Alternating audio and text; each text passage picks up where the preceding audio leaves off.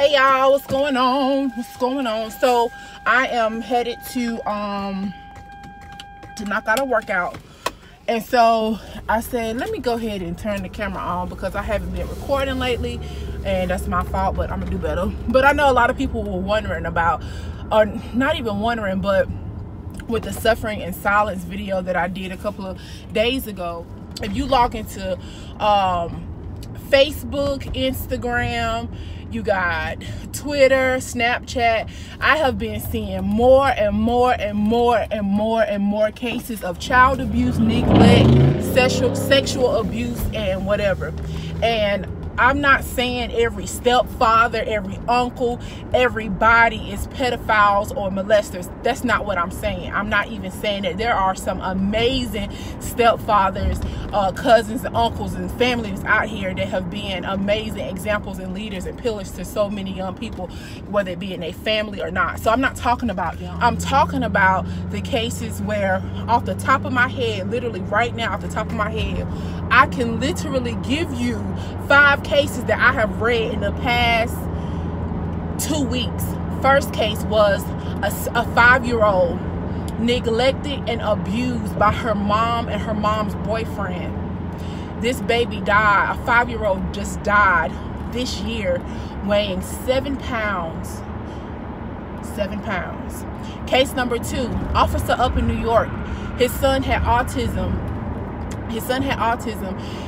The father's fiance, y'all, they killed this baby. Case number 3, a 2-month-old, 2 months, her father threw her over a balcony. I don't know exactly why. I didn't read the exact reason as to why. Let me take this down.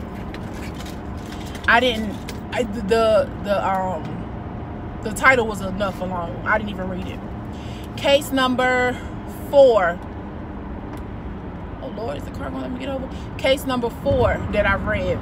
A father, I don't know exactly where it happened, but a dad, his son's punishment when he would get in trouble, his dad was actually like locking him. He was for months locked in a closet, but his punishment when he would get in trouble and stuff, they were forcing him to kneel on thumbtacks. I'm not making this stuff up. These are headlines that I'm constantly seeing in the news of children. It's happening every single day. And like I said, during this here pandemic, there are kids who are stuck at home and who are being left with people who are abusing them. A lot of times, even as adults, and you know, we see stuff and we don't speak up on stuff and we just let stuff slide. When you see stuff, you speak up on it, you bring awareness to it, and you bring correction to things, whether people like you or not. Oh well. And I'm not even saying that I'm not against discipline, but there's a thick line between discipline and abuse. I'm all for it, because God knows my mama pop me plenty of times, and more than likely, I ain't gonna lie, I probably deserved it. But I don't remember anything where I was abused as a child. I don't have any horrific stories, and not to brag, or that's not what I'm talking about.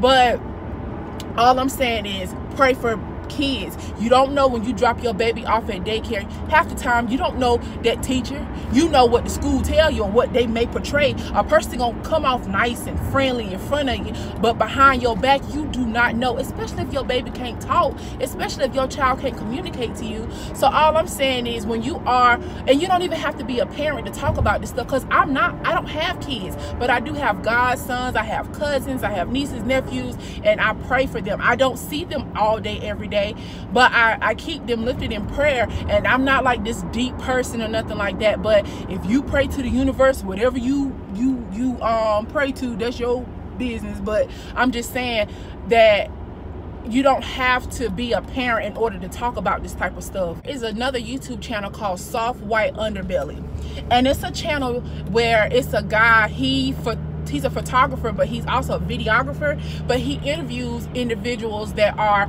currently like strung out on drugs, and they are pimps, prostitutes, they've had a hard life. 90% of those cases or videos that I have watched, those individuals, they are people just like me and you, But listening to their stories, a lot of their stories, it stems from stuff that happened in their childhood. And when they tell the stories of what happened to them in their childhood, it's like they step back into the age of when it happened. You can hear it in their voice. A woman, I listened to her interview, she stated that she remember her mother was absolutely amazing to her. She said she had the best mama in the world from when she was a baby till she was about 10 years old. She said her mama met a guy. She said her mom moved the guy in on her and her siblings, moved the guy into their home. And she said that the man started molesting her and her siblings. And she said she remembered telling her mama. And she said that her mama took that man's side. And this happened for, I want to say, the age 10 to when she was about in high school until she left for college. But she just was saying how it hurt her. She felt rejection from her mama when her mama didn't take her side or believe her. You know, her mama said she was a liar, or she, you know, you just don't want to see me happy. Like, you know, she said that affected her. And she, even though she did go to college, she turned to drugs. And she said, I just, it hurts me, you know, to know that this happened and nobody was on my side. Nobody took up for me. Nobody spoke up for me. And even though I told my mama, when you tell your mama something, you want your mama to intervene and fix what's wrong. And she said she didn't have that. Another guy, he had an interview, and he said that his dad raised him. He said his dad raised him and his siblings. He said that his dad brought in the stepmama, and I want to say he was like on heroin or whatever. He said that the stepmama made a difference out of him and his siblings. And even though the daddy was aware, the daddy didn't care. All I'm saying is, as a parent, and I'm not a parent, don't get me wrong, but I know I'm not wrong. Don't get me wrong on what I'm talking about, because I know what I see. When you dating or getting to know somebody, you got to be careful having randoms around your kids, because half the time from listening to these interviews, they didn't even want the mama. They wanted the child. They didn't even care for the mama or care for the dad. They wanted the child. Your 12 and 13-year-old, they around here walking around with more boob and butt than you, baby. He ain't looking at you, he looking at your baby. So that's all I'm saying. I'm not saying every man and every boyfriend or child molesters. All I'm saying is vet people before you have them around your kids, so you can avoid a lot of things. Your baby can avoid, your child, your teenager can avoid being abused, sexually abused, neglected, and mishandled. That's all I'm saying. So I'm really compassionate about this, as you can tell. So I don't know what it's like to be mishandled or someone making a difference. And it comes with, even with dealing with family, you gotta vet people, because everybody, just because of their family don't mean nothing half the time. They could be the worst ones. But that's all I'm saying. Just pray for kids. I don't have kids. I do not. But with what's going on, like I said, school was an outlet for kids. School isn't happening anymore. Schools are closed, so therefore kids are at home, and every child does not have a loving environment. They don't have a loving mama who's on top of stuff and a loving dad who's on top of stuff. So keep children lifted up in prayer. I'm not saying it's everybody's job to save the world. It's my job to save the world. I'm just trying to bring awareness to what we cover up. That's all. I ain't covering up for nobody. God knows I'm not. But I don't just don't like it. I don't. So just remember, at the end of the day, it could be your baby. Remember, it could definitely be your child. Imagine somebody throwing your 2-month-old imagine somebody throwing your 2-month-old over the balcony. Or imagine somebody making your 8-year-old stand on thumbtacks. Or imagine somebody sexually abusing your baby and you don't know nothing about it. I don't even know if I just told y'all about the case that I saw where the little girl was virtual learning. She was legit virtual learning. And the teacher told the children to cut their computers off for break time, or to take a break. I don't know how this virtual learning thing is going. The little girl didn't turn her camera off. She didn't turn her camera off. The teacher saw where she was having to sexually please a friend of the family. I don't know where the mama and daddy was. The article never said where the mom and daddy was. Never said it. The little girl told the investigators that this had been going on for over a year. So all I'm saying is just be careful who you leave your kids with, who they are around. Vet people. Everybody is not child molesters. All family members are not raper, molesters or pedophiles. But I'm just saying, vet people before you have your child around them, because everybody does not mean you well or mean your child well. So that's all I'm saying, to pray for kids in the middle of what's going on here in America, around the world. There are so many kids suffering at the hands of adults, and a lot of times certain people know what's going on, but they turn a blind eye to it like it's not happening, and that's sad. But I just don't like to see stuff like that, because I'm thinking to myself, a lot of stuff can be prevented. Not only if we pray, we can pray all day, but we can also call the police. We can call the police too. So like I said before, imagine your 2-month-old being thrown over a balcony. Imagine your 8-year-old, have somebody making your 8-year-old kneel on thumbtacks. Imagine somebody putting your baby in the deep freezer. Just imagine now. Now you probably want to fight. Now you want to knuck if you buck, right? Now you feeling mad if somebody did that to your baby. So every child should get that same treatment if you see anything that is out of place. And like I said, I'm not against discipline. Some kids, you gotta remind them, you gotta put that bass on them, you know. Well, that's how my daddy used to do me, but you know, he put that bass on you like he ain't playing, you know. Well, not he didn't do this, but he put that bass on you that make you want to straighten up and fly right, you know. But like my mama was the pop one. My daddy is more like, when I was a child, he was the one to take my phone and TV away. But I don't have any stories of abuse in my mind or in my memory as a child. I don't. I don't know.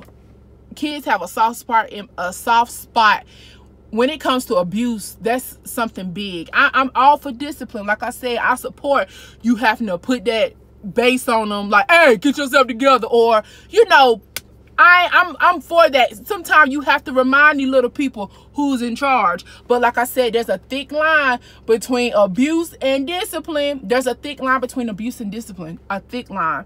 And I ain't never carried no child. I'm not a parent. The only thing I ever carried was this weight. So I'm not trying to tell nobody how to parent their child. You gonna do what you want to do at the end of the day. That's your business. That's your child. All I'm saying is, as a parent, you can discipline your child. Who you have your child around, it's your business. You're gonna do what you want to at the end of the day. That's your business. That's your business. I'm not trying to tell nobody what to do with their child. I'm not. And then, oh, you know what? In another story that I saw, it was I don't know if it was a man or a woman, but I think it was a woman. And she just said how she remembers she was in foster care. She said she was in foster care, and she said that the foster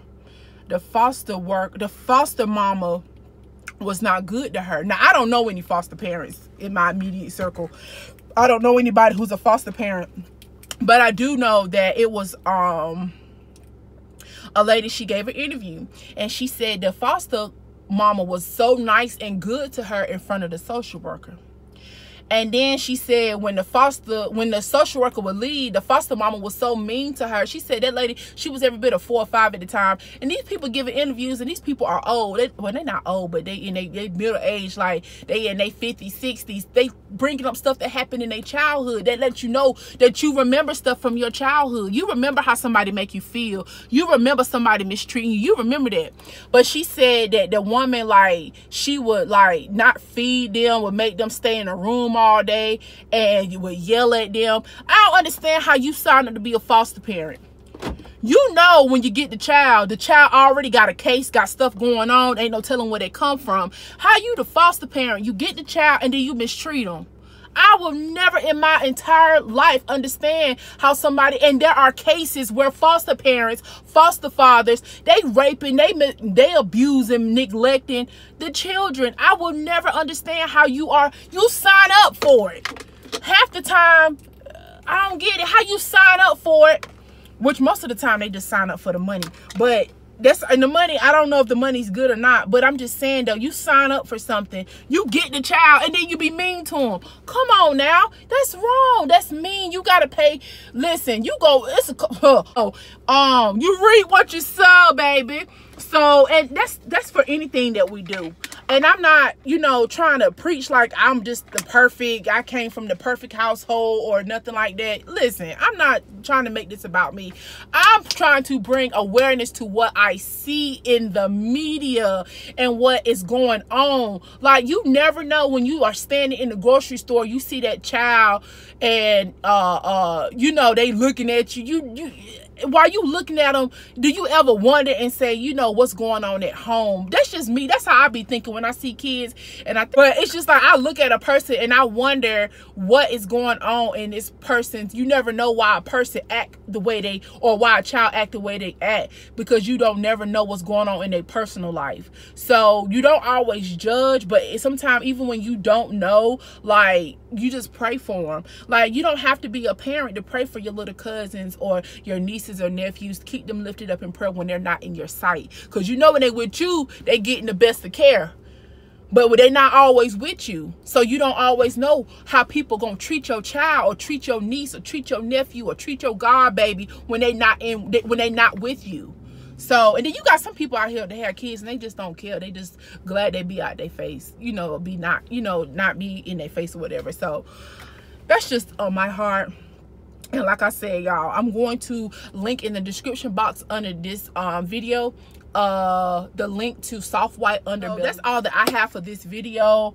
Again, I'm not a social worker, I'm not even a parent, but all I know is pray for your babies, pray for your nieces, your nephews, your god kids, whoever, your friends' kids. Keep them lifted in prayer. Like I said, you don't know what's going on when you are not around. You do not know what's going on when you're not around.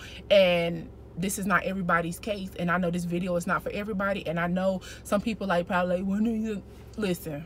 It is what it is. I said what I said, okay? I said what I said. I said what I said, okay?